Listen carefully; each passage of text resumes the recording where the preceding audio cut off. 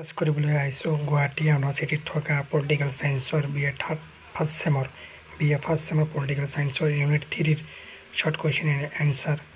তো এইবিলাক হয়।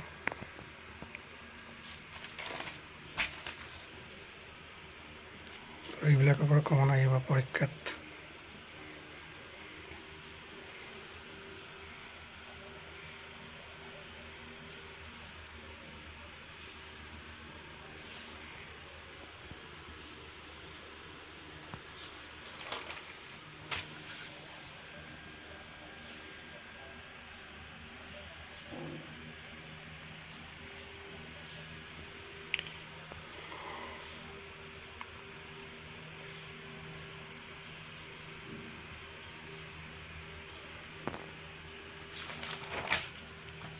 তো এইবিলাক শ্বৰ্ট কুৱেশ্যন একেবাৰে এইবিলাক প্ৰথম 3 শ্বৰ্ট কুৱেশ্যনবিলাক হয়।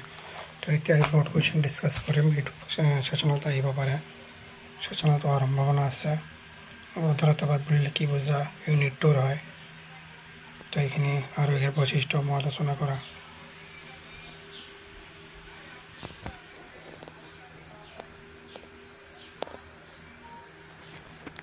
উদাৰতাবাদ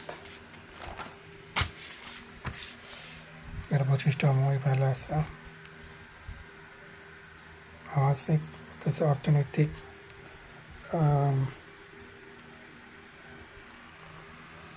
ৰাজনৈতিক, ব্যক্তি স্বাধীনতা, সম অধিকাৰ, এইবিলাকেই হয়। 5টা দিলেই হৈ যাব।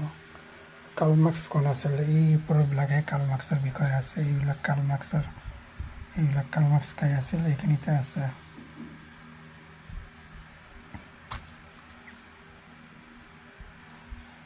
কাৰ্ল মাৰ্ক্সৰ ৰাষ্ট্ৰ বুলি ধাৰণা।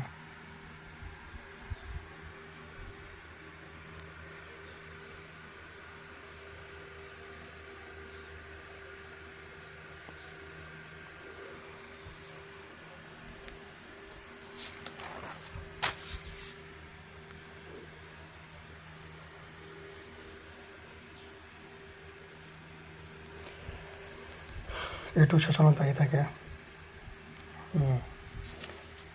এইটো কাৰ্ল মাৰ্ক্সৰ শ্ৰেণী সংগ্ৰাম তত্ত্বৰ বিষয়ে আহি থাকে।